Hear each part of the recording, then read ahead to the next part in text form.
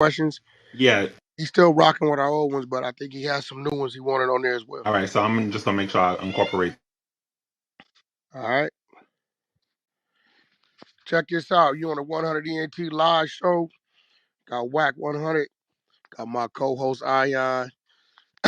Ion fix my life. We bring Ye 24 to Clubhouse. My brother, motivator, inspiration to me. Uh, a teacher. A whole lot to me. He did open my eyes and always made himself available and always told me like it was, whether I wanted to hear it or not. I got a lot of respect for this brother. He got the heart of a lion, and right now he's our people's champ.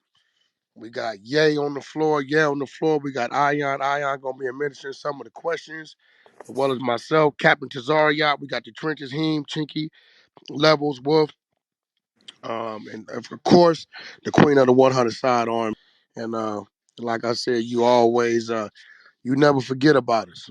You know what I mean? So you're larger than life, but you always come down that hill. And that's one thing I learned from you, right? Is to stay in touch and in tune with your people, and you always put yourself last.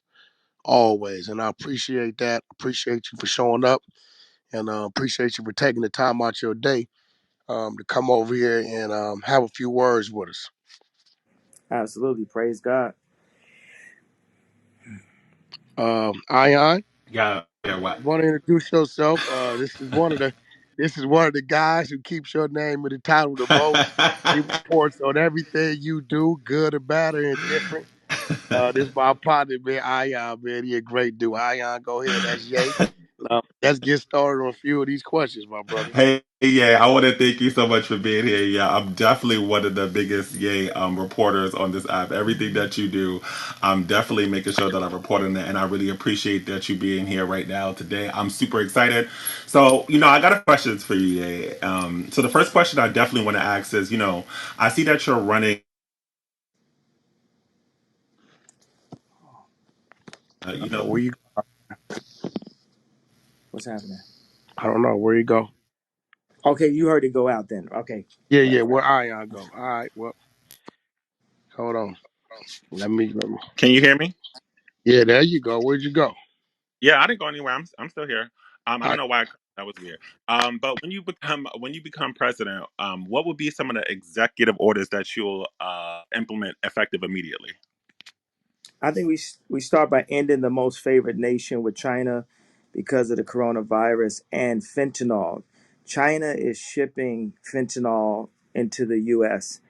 That's one of our biggest crises, and that's a part of China's takeover of the U.S., hitting us every way possible. See, I know people point towards China all the time. They lost the Industrial Revolution, and they actually have books about how they have 100-year plan to become the new world order, and that's the ability to print the money. That means that we will follow China, that they will be the most influential nation. Right now, America is the most influential nation, but you have companies like Comcast that run everything, and they use the Jews, they use celebrities, they use Disney, Hulu, they use magazines, they use all of that to control a lot of the messaging, to push us, to excite us, to get us just talking back and forth.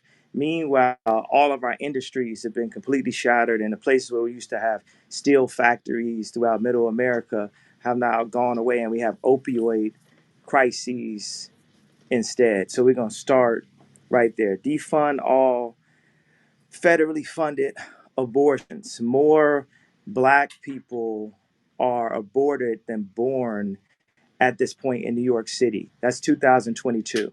Also, the number one cause of death for black people is abortion by far, over anything you could think of, over any type of crime, heart disease, drugs, police, all of these things. Suspend all foreign aid. We have to focus on our country. We are the inventors. We invented, Ford, Apple, Disney, McDonald's. just America. America is the youngest startup in history. So, when I hear the inventors, the amazing minds coming out of these colleges, the people who know how to create energy from tires, alternative energy sources, like Tesla said, the earth is a giant generator. And then Commonwealth Edison basically started electrocuting animals in the street. And then Tesla died without a penny trying to sell a nuclear bomb. But the information that he had would have freed us all. So I always say, like, what if Tesla, had an Instagram? How much more free would our people be right now? Then you got the original BLM. It's not Black Lives Matter. It's Bureau of Land Development. I know about that because I got over 13,000 acres in America. I got 300 acres in Calabasas. I got property in Malibu. I've got over 12,000 acres in Wyoming, multiple properties, and it is very difficult to build. So that forces us into TikTok, into Second Life, into an alternative version of the real world. And the real world is the real video game. That's on earth. It shall be on earth as it is in heaven, like we pray. But if we've got the Bureau of Land Development blocking developers, and that's not even me, it's like a celebrity, coming from music, attempting to build homeless shelters and cities of the future. I'm talking about straight up good old boys like Catholics, that can't even build in America right now. So those are some of the main ones. Thank you, thank you, thank you. Definitely, America first. I really appreciate that. Now, this is definitely going to be a really spicy question. I want to know, what was your intention when you signed the document to meet with Putin to free Brittany Griner? My intention, once again, yeah. My position is that America should seek peace with all of our adversaries and free all American prisoners held abroad. I had no interaction with the Russian government. I didn't accept any favors, no money, or any compensation. I signed the document for public distribution and plan to consult the State Department before the meeting.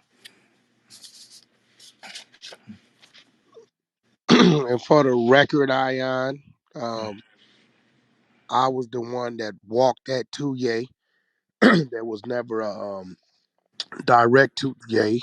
I was the one contacted, had the conversation with him, and then forwarded the conversation to the people that was representing him on his side. So everything, even the logistics and the wording of the contract, was done by me, and I forwarded over to him. So there was never any direct, even to date, right? It was Russia to Wack, Wack to Ye, Ye back to me, and me back to him. So that's the pecking order, and all that's documented for the record.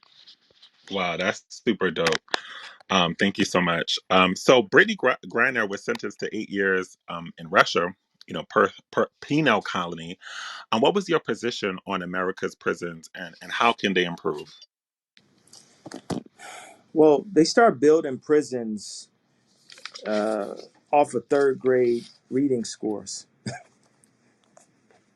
Like, let's soak that in for a moment, meaning that everything is designed around our education system.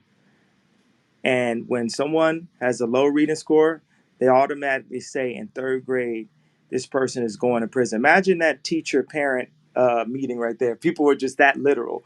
You go in and your son or daughter got a low score, and they said, well, Miss Jackson, your daughter's going to prison. You're like, she in third grade.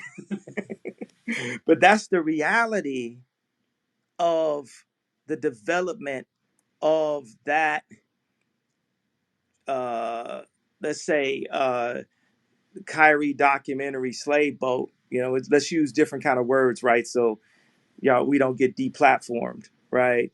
Um, of how that slave boat is never ended, and the prison system is another version of that. And then we talk about rehabilitation, but how is it rehabilitation if we weren't provided the abilities in the first place? So let's say habilitation through information. The information is purposely held from us. The literacy, they'll have you meet reading Moby Dick, but won't teach you how to read and understand a contract, knowing damn well you headed to the NBA or that you're going to be in entertainment in some way. So that makes it where you never have, if you can't have a grasp of actually what you're signing, you won't be in control of your life. So these become other versions of prisons. So the prison system isn't just actually where Larry Hoover is placed, it's also the bank is a prison system because they got my money locked up as we speak. They literally put a freeze on my account. They put a $75 million hold on 4 different accounts. And it was, the funny thing was, I was complaining about my service. I was like, I put 140 million into Chase. Let me go to Chase. This is, one of the two biggest banks in America. And I had met with Jamie Dimon before when I was a good little celebrity, early on into my Adidas deal. But second, I start banging on the desk like, I want to see some deal flow. I don't want my money just to sit here. I want my money to make money. This is enough money from me and my family to never have to work again. And I have enough to work on homeless shelters and regenerative alternative energy and education and all the other things and water purification, all other things I want to work on. And they had people on the phone that were so rude, that were talking to me so crazy. They was talking to me like I'm sitting in, like I'm waiting on my driver's license. And I got $140 million in the bank. So it makes me think, what about all the people that got debanked for their political opinion? And that's what was happening. They were dealing with, they can't, people like, there's a time when you would have thought that I said the H word based off of me just wearing a red hat. Now you looking up and people like, wow, we really were making more money at that time. Wow, it's like the economy is messed up again. So people can see things clear as day. Like liberals, the Democrats don't even like Biden at this point. They're like, well, what are we gonna do? I know because I used to be married to a Democrat, so that's claims she bipartisan, but 100% be doing dinners with Hillary. So it's all forms of these prisons. All these contracts are forms of prison. But let's get directly to these prison systems. And me and people working on our potential. I don't say run. I say walk. Walk to the office in 24. My perspective is the Bible says, "Thou shalt not kill." In earlier times, there were Catholics who were into the death penalty, latter less into it. I'm learning more about Catholic. I'm just straight up Christian. I believe that Jesus did enough by dying for us. Catholics feel, we could add something to the table. It's how I think Chris Rock had a joke about that. That was like, okay, you made all the millions, and your girlfriend's like, man, but I brought this steak to this place. But that's something I go back and forth. My like our Christian humor. We be going back and forth on whether you need acts or if him sending his only begotten son was enough for us to get to heaven. But that's just all like Christian humor. I'm a new Christian anyway. Apparently I don't know enough about God yet. I'm told this all the time. But the but back to what we're saying on the death penalty. There's so many. I got a letter yesterday from a white gentleman because apparently white lives I guess don't matter, but this is a white gentleman because I said white lives matter, and all of a sudden I got 4 stadium shows canceled. I had what's the place where the Rams play? I was gonna make that my living room for like a couple nights, and they they how I do because I put a bed in the middle, go to sleep, and people watch it. So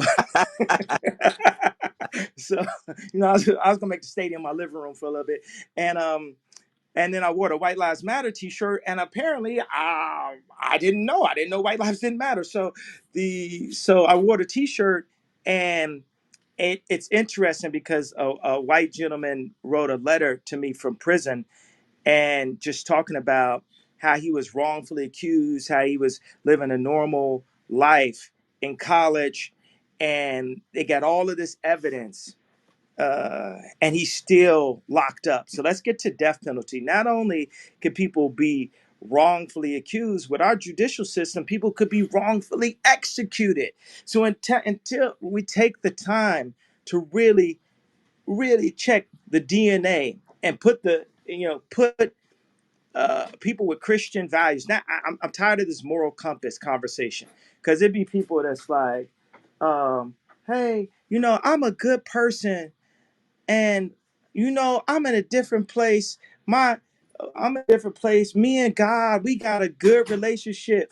That ain't no good relationship. You just don't want to listen to him. That's not a good relationship. Oh, I got a good relationship with God. No, you don't. You up here not trying to listen to God, right? And these are the kind of people that are setting our laws with the corrupt system, right? So then we're gonna have a death penalty. We got to remove certain things. Like, people will ask me, like, obviously, I'm pro-life, life period, life from, from pro-life on babies being born to no death penalty, but also, we can't immediately apply any kind of laws to abortion. And I know uh, all my writers are going to be like, wait, what are you talking about? Until we present an alternative. Because people who go to get these abortions feel that there's no alternative. Ain't like, people don't just naturally not want to have their children. We are put into places where we never got our reparations.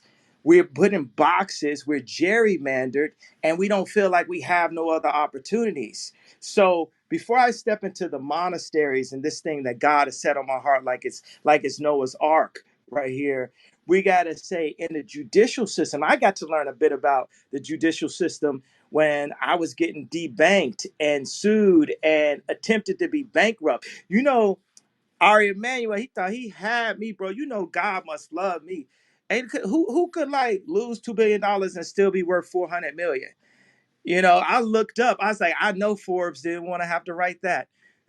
I know they wanted to write like a negative, and I was like, man. And I told y'all probably heard me say in other interviews. And what I know, I've given you bits and pieces the about my perspective on prison, how everything is a scope. I started at the third grade. Then I went to wrongfully incarcerated people. Then I went to how you could be wrongfully executed. So clear, we have a scope or where we're going. Because you're probably like, yeah, how you going?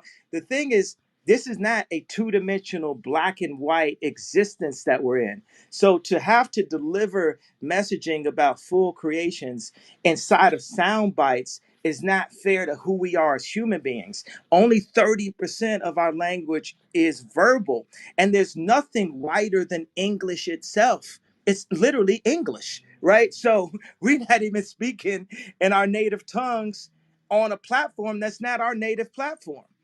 So we're already still inside of some boxing rink, inside of some, and when we're in combat with each other, we're in some type of mandingo competition, beating each other down, not even on our platform. And when it's all said and done, we still don't own the block or own the platform or own the bank or own the distribution center or own the manufacturing.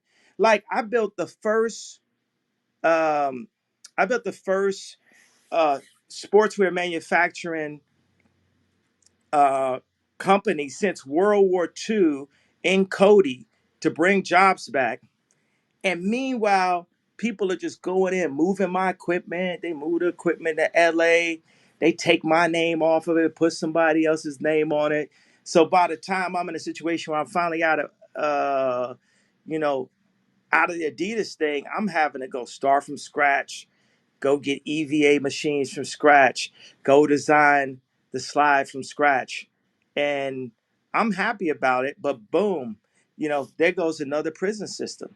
You get these collusions, you get these lawyers, right? When I was going through my divorce contracts, I had three. We're not going to say what hospital it is. We're not going to say who the lawyers are. We're not going to say what it is. You know what I'm saying? You know it is. But, and they, just picture like I got the green jacket on, right now. We're not gonna say who it is. So, and they was just looking over stuff. They like literally just gonna give them the custody of the kids to the, you know what I'm saying? Like we had to go line by line by line by line, and really understand what does it mean that the award goes to the practitioner, and what do all these things mean? I think we ain't never used the word practitioner in the studio. We ain't never used the word practitioner, on a basketball court. They never mentioned practitioners in Wakanda 2, where they killed all the dads and now the moms running, you know what I'm saying? Like just like they did in real life. Uh Man, I mean, y'all could have just made Michael B. Jordan be Black Panther. Like you really had to. So I go ahead, man, No, gotcha. So I have another question for you. So, what are your thoughts on people blaming you being outspoken as mental illness? I love when Lil Uzi told me crazy ain't crazy than crazy. Meaning we are in a crazy society. This is Game of Thrones. If you look at the situation we're in, the percentage of us going to prison, the percentage of us being aborted, the fact that we could, they can like Adidas can come at me like that, and your friends, quote unquote, like Pusha T, could stand right next to an Adidas sign right after they've done that. You get what I'm saying? Like, we're living in crazy environments. I could put up, hey, I don't have the address to my daughter's birthday on her birthday, and not one of these celebrities speak up. These are crazy, right? And then if you really look at the things that I'm talking about, a lot of people feel like me. So what's the crazy part? What I'm saying or the fact that I'm willing to say it? No, Hey, I yeah. definitely Fact appreciate that. is, Uh, well, Hey, I guess we both crazy because I'm gonna say the shit. yeah, hey. and If I'm I got, crazy too. yeah, if I- I could add one part to that, Yay, that's Captain Tazariot. He's an Israelite. Oh, appreciate it. Good brother. God bless.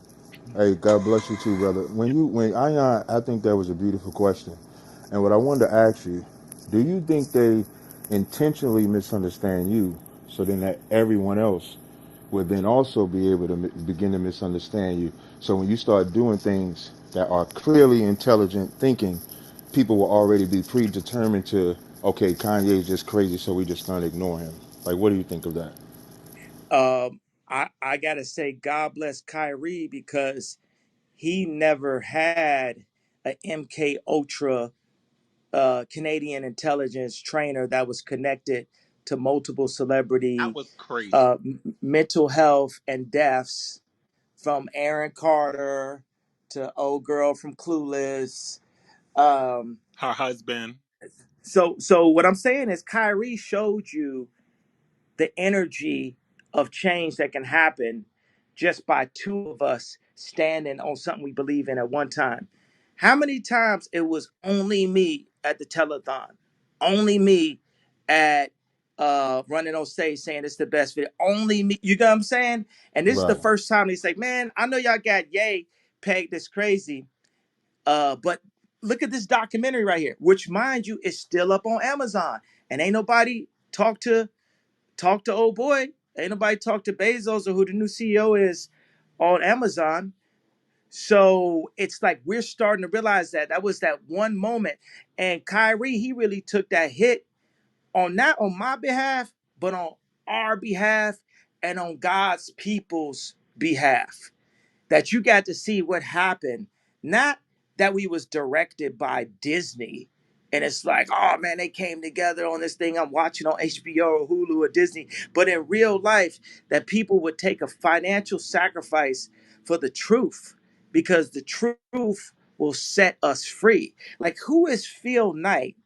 Ain't nobody exploited nobody more than Phil Knight. Are you kidding me? The head of Nike? And it's so funny how God got a sense of humor for him, because he's now come and put money publicly towards the Republican Party because the company he created is getting gang banged. And I maybe that's not that Christian to say it like that, but Phil Knight, your company is getting gang banged. So go ahead and go on back to your house and walk 10 steps in front of your wife, like when I seen you in Palm Springs and you was walking 10 states. How you told going a walk with your wife and you 10 steps ahead? I was like, see, that's why I don't like Nike. If this is the person that's setting the what do they call it? The environment or whatever. The it's another word for that I'm missing right now. But the environment at Nike, of course, ask anybody that's ever dealt with Nike. You know, they've treated people. They didn't treat people good. They would treat me really bad when I had the Red October, and that's part of the reason why I ended up going to Adidas. You know, this is all related to Kyrie. This is where I'm going with it. But certain things just spark other things that I would like to tell y'all. I remember sitting in my mother-in-law's kitchen, and it was the same story that everybody got. My girlfriend pregnant. You know, I'm from Chicago. I ain't want to leave Nike. I grew up in a city of Jordan. You ain't never seen somebody draw so many Jordans on their sketch pad and go and look at the shoes, and the Scottie Pippen flights the purple and black ones was behind plastic because they ain't want nobody touching them too much because they wanted to still sell them. We'd be going to Champ Sports. This is when like the shoes jumped over when Nike got that air bubble or that different kind of foam at the bottom, and they jumped past Via, Avia, and K Swiss and Reebok because they was neck and neck for a while, and then they jumped, and then they made those pumps with David Robinson. They literally dropped the Maybach a shoe. They had the nerve to have a shoe for $180 back then. Now I know that's a normal price right now, but for a kid, shoes cost $60 back then. But I remember that effect that Nike had on me. It didn't matter that people could buy that David Robinson pump or not. It affected me that at the point when Nike was treating me like how Chase was treating me, like how Adidas was treating me, that I was willing to stay with Nike because of how much I loved it, because of the value that we place on brands due to propaganda and it's just mental manipulation. All the Edward Bernays advertising. Why did Nike swoosh mean something to you? Why we want to be like Mike instead of wanting to be like Christ? Why every half the numbers in the NBA is number 23? All of that is branding, mental branding. And then you get a brother like Kyrie, well read information. And another thing, you take like Jalen Brown, you take Kyrie, you take a couple people, right, who they family is gonna be all right no matter what. You know what I'm saying? I got a couple family members that might ask me for a loan here and there, but my family got jobs, right? So that means that I don't have to listen to nothing nobody got to say. If I want to get rid of all my money and go to like riding skateboards or driving an Uber for the rest of my life, I can do that. But you know what they go and do to the NBA players? They'll be like, well, what about grandma? What about your auntie? You don't want to go back. You don't want to be shamed. You know, because they got a position. They gonna give you some type of job, some type of Shaquille O'Neal job for the rest of your life, as long as you play the game. And with Kyrie, he got 1 year left. They question it, like, will he even go, would he go play basketball again? And it's interesting to me. I know you got a question later about Candace Owens. Man, you got to understand, like in 1 week, I went in Trump, Alex Jones, and then Elon, like in a matter of 10 days, right? Where's the lies? You know what I'm saying? So, because everybody's beholden to somebody, right? And I got to say, I'm proud of Trump that he actually spoke up. And Ari Emanuel put something out that showed that I had stretched the limits of the idea anti-Semitism. So listen to this thing that Trump put up. I think it was this morning, right? So he says, "How quickly Jewish leaders forget that I was the best by far president for Israel. They should be ashamed of themselves. This lack of loyalty to their greatest friends and allies is why large numbers in Congress and so many others have stopped giving support to Israel. He could have never said that had I. It changed in 1 week. It changed in 1 week because I went and I grabbed the third rail and I lived. I lived. I went as far as you can go and I lived. Now let's open up the conversation and see that Jared Kushner was standing next to Trump the whole time, and Rahm Emanuel was standing next to Obama the whole time. And then Rahm Emanuel went to my hometown and destroyed that city. And what I liked is I was talking to a friend of mine that just took $30 million from Ari Emanuel. I'm sorry, he ain't got money like that from a investment company that Ari Emanuel is associated with. And I heard they big mad. I heard he mad. I heard, hey, Ari, you mad? You mad? Oh, what, Ari, what you so mad about? Oh, because they keep on making you put them articles out because you at the lowest level of the power structure. Is that why you so mad, Ari Emanuel? Oh, what? Oh, how does the power structure run? Okay, we got China headed to be potentially, if it's not for Jesus Christ, the New World Order, the New America. But previous to that, we do have Christian ran families, the Medici, 1,000-year-old families. They sit above the Vatican. The Vatican sits above the financial groups, BlackRock and Vanguard. Vanguard sits above Putin, Kim Jong Un, Biden. And you know who's under all of them? Ari Emanuel, Hollywood. It is the first line of defense for the CIA for mind control. Come and get me. So, so yeah, my other question for you is, what do you mean when you No, say you understand? I said, come and get me. What I just said is far past anything anybody in my position has ever said publicly. You understand that? So we just riding on God at this point. I ain't got no security. Y'all know exactly where I'm at. that else to that having God on your side? I appreciate you for that. He ain't lying about that. Drive me crazy. Yeah. God got us because it's that time because they seeing it, right? They seeing it and they doing it every time. I got this joke. I'm gonna just go ahead and tell it. It's very racist. No, I no, do no, it. no, no. I Not What's you, that? race. Okay, I do the whole joke in a Chinese accent. There you go. All All right, right, let's go. okay, Let's watch go. Let's this. go. Come on, man. I know you're gonna say it's very wrong, but There we watch go. this. Okay, so when I when I wear the red hat, when Kim had the responsibility of watching me, uh, they came to her and say, "Go get your nigga," and then Kim comes to me, "The red hat, you got to take that off. You can't wear it to the White House." She said, "Look, my job is done. Mama, we out." You know what I'm saying? So then I go and I put White Lives Matter on a t-shirt. And they're like, well, we can't go. Oh, you know what? Let's go get celebrities. Let's go get Puff Daddy. Let's get Dave Chappelle. Let's go get Meek Mills. What made somebody think Meek Mills could say something to me? What made no, this is the funniest thing of everything. Listen, yo, man, I'm about to start crying, laughing, man. Somebody thought Meek Mills.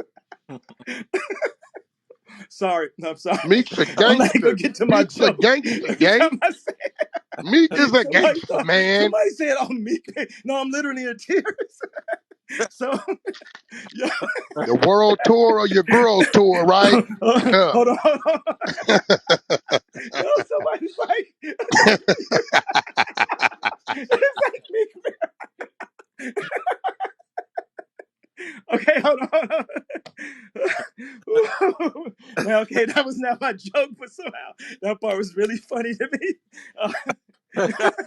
Okay, so 100. okay, so 100. okay, okay. Hold on. Hold on. Let me think of something really not funny for a second. Okay. You know, when you having sex, you try to think about something really unrelated. Let me think of something really not funny. Because every time I think about that, No, I this is can't finish my crazy. story. Okay, somebody thought they could get me This is still. crazy. Okay, anyway, so they say, Puff Daddy, go get your nigga, right? And then Puff calls me, with a wire on, right? And he's just like, yo, I'm gonna beat up anybody with the White Lives Matter shirt. And then so that's why I was like, yo, leave me alone. You fed, you working for Jewish people. So then it was like, went to Ari Emanuel, and they were like, yo, go get your nigga. And Ari like, bro, I don't really like, yo, this man is like really just prep for war at all times. And I really, okay, all right, here I am. I'm Ari Emanuel. I want all the businesses to not do business with my name Ye, by the way. I want them to like not do business with Ye, right? And then they freeze, they debank me. Adidas sues me for like 200 75 million for marketing that we agreed upon. That was, I get into a longer story on that. And they freeze my accounts. They my royalty for the next 4 years was a $500 million a year, $500 million cash, one more zero than Dave Chappelle for the next 4 years. That's what was in contract if I didn't do nothing. If I just Yeezys, foam runner slides, all that, you know. And so within 1 week, that's the whole thing. Oh, he lost $2 billion in a day. Then I went on Alex Jones and I said, you know, love everybody. I said, love everybody because I ain't gonna say who it is. I ain't gonna say what doctor it is. I ain't gonna say what hospital it is, have been trying to make us love certain things, love the Grammys, love Nike, love killing each other, love opioids, love strip clubs, right? But it's like, no, you can't love this person. You can't love, no, you got to hate this person. This is a demonic figure and you got to hate this. So me, I'm like maybe a little bit autistic. I think I'm more autistic than I am bipolar, right? I think that's incorrect. I don't think I'm bipolar, but I am like an autistic person because you seen by me being on stage with Drake last year, Kendrick said he got more growing to do. I can't help but love. I love Ari Emanuel. I can't help but love. I don't have nothing but love. So then I said, I love Hitler. Me, I love everyone. It's for God to judge. It's for us to love, and that's to be Christ-like. And then Ari Emanuel goes to his bosses in China and says, "What am I gonna do now?" It's like, and they like, I don't know. We love Hitler too. Now, yeah, so I, I You got to understand that that's how China has taken over is they study his playbook. And mm, so when what I'm dealing with my accounts, when they didn't clear the Donny Hathaway sample for me yesterday morning, and it was I'm not gonna say what kind of late. I'm not gonna say what hospital it was. I'm not gonna say what it is. Was in between me and the Donny Hathaway estate, thus being in between me and the audience because I wanted to put my new music out. Now I can't do that due to the cancellation, right? That playbook is the communists following parts of the Nazi playbook. So really, I'm the one, and it's Jewish people that actually are helping me at this point, right? There's people who are literally hiding me under their wooden floorboard because everyone's like, man, he gave an opinion. So this is a cautionary tale. Look at even Charlemagne, we be having our issues, and he had to say it out loud. He do it a bunch of times. He made Biden say what it really is out loud. We remember that. He made whoever that guy was on his show say what it really is out loud. We remember that. The the and he said, yo, but Ye said something, he lost everything. And everything meaning everything they gave us. Because God gave me. I know, some people say, oh, got you. Uh got it. Or like Drake has said, Adidas has Kanye West, I think, right? And I'm like, ain't nobody had me since my mama. Don't nobody got me. Don't nobody had me, has me, none of that. So people take everything, take everything. And you can't take it away from me. It's too late. That energy, that soul, there's nothing they could do at this point. There's nothing we could do other than have a real conversation at this point. Because guess what? After all of that, we still ain't had the conversation about the contracts and what led me to the death country in the first place. That's a reality. So I want to get into the next question. Okay, Go ahead. go Who ahead. back? Oh, so no, okay. So yeah, you have mentioned that the sacrificing of Donda, and I kind of wanted you to elaborate on what did you mean by that. Um, you know, this is just an idea of something that I saw me seeing Michael Jordan's father taken away, Bill Cosby's son, my mom. I felt like these things happen to bring trauma and control to the black voices, the blood of Christ, the original voice, the voices that are controlled by the media. You know, oh, this could happen. This could happen to you. This can happen again. This is what we're going to do. We're going to make this sacrifice. And, this is just, I saw a pattern. Sometimes people say, oh, well, yay, what you're saying, that sounds erratic. That sounds I'm a producer. I see pattern recognition. I'm listening to Otis in Paris sitting at the table with Jay and Beyonce and Dream and stuff. Virgil's there. And I just hear the song and I got and boom, let me make that a pattern. That's one of my things of what gives me a neo ability to see the world in these black and green matrix screen ways is my pattern recognition. That's what makes me a Rain Man. And if Rain Man saw those three things add up, he say, okay, well, the fourth one's gonna be Tiger Woods. And then the fifth one's gonna be, you get what I'm saying? There's a pattern of that happening. So I think the word sacrifice is, and I'm super Christian, but it sounds too, nothing can never be too religious, but in this really secular media world, they use religion um, to sound, and people always gonna write things off as sounding crazy. So, guess what? It's up to people to believe the stuff I'm saying or not at this point. Pretty much it's right every time. So, and I still have the ability to speak, and that's why I did this morning, because the last thing I need to do is stop expressing myself, because God put me in this position to express myself. So I'm saying my pattern recognition says that looks like there's sacrifices to major black celebrities in Hollywood. Thank you so much. Go ahead, Cap. I appreciate it. I had a question, right? I've followed you like from your first album up until now. On your first album, you had songs like Spaceship, you had Jesus Walks.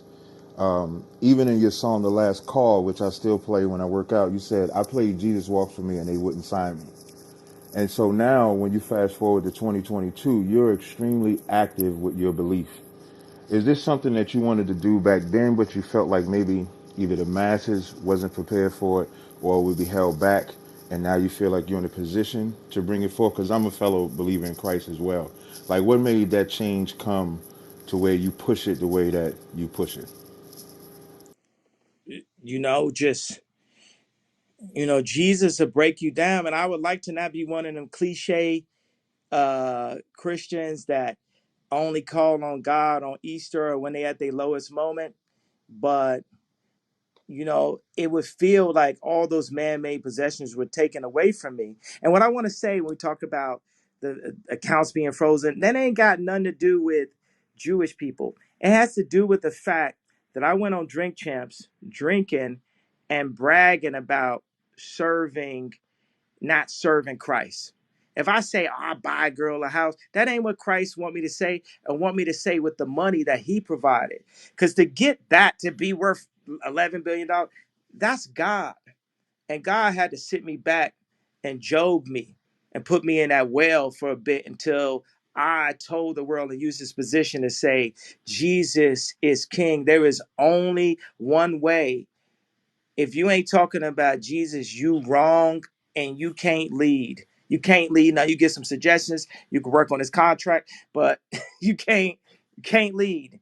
You can't lead until you follow. And until you follow the truth and the way, and that is Jesus Christ.